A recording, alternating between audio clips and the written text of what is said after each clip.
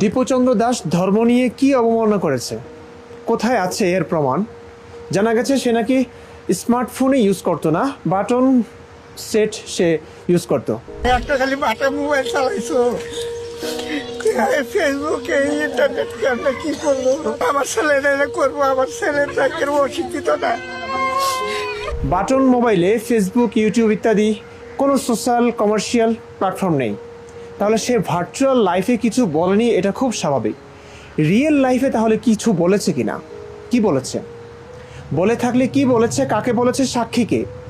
কোনো যাচাই বাছাই কি কেউ করেছে? এই যে এতগুলো মানুষ একটা মানুষকে পুড়িয়ে মারলো, উল্লাস করলো, এসব কিচ্ছু না জেনে, কোনো বাছবিচার না করে।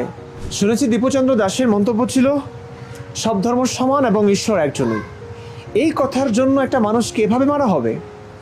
এছাড়া অন্য কথা যদি বলেও থাকে, সেটা কি ছিল, সত্য মিথ্যা যাচাই করা কি প্রয়োজন ছিল না? এখন যদি এই ঘটনায় উত্তাল হয় গোটা দেশ, দেশ ছাপিয়ে বহির্বিশ্ব, এবং এটা যদি ইসলামের ভাবমূর্তিকে নষ্ট করে, তাহলে কিন্তু সুর পাল্টে ফেলবে মুমিন ভাইয়েরা।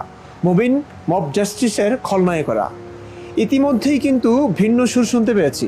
দীপচন্দ্র দাস সুপারভাইজার হিসেবে প্রমোশন পায়, কিন্তু এই পদের জন্য 3 জন মুসলিম প্রতিদ্বন্দ্বী ছিল যারা টাকা খরচ করেছিল।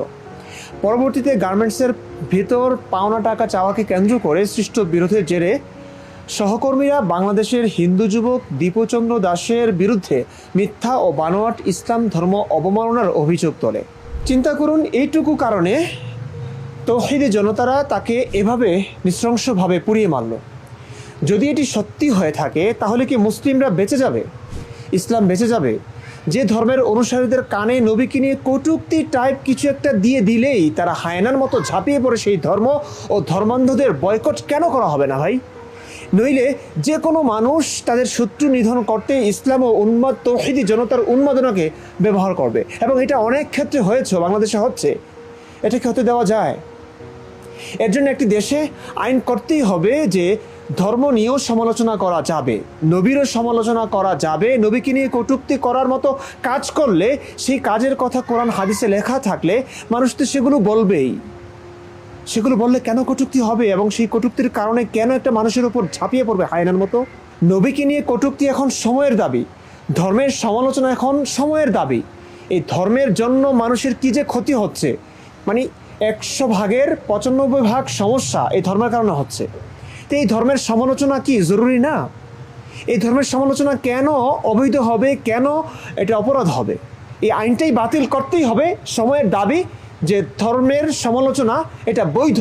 যে কেউ, যে কোনো ধর্মাবলম্বী, যে কোনো ধর্মের সমালোচনা করতে পারে, নিজ ধর্মের হোক, অন্য ধর্মের হোক, যে কোনো ধর্মেই যদি অসভ্যতা থাকে, কটূক্তি করবার মতো বিষয়াদি থাকে, সেই ধর্মের সমালোচনা অবশ্যই অবশ্যই বৈধ একটি বিষয়, এবং এটি রাষ্ট্রীয়ভাবে ঘোষণা করতে হবে। যতদিন না এটা হচ্ছে, ততদিন পৃথিবীতে শান্তি আসবে না, একটি দেশে শান্তি আসবে না, ততদিন মানুষ মরতেই থাকবে, নিষ্পাপ প্রাণগুলো ঝরতেই থাকবে। এটি হতে দেওয়া যায় না।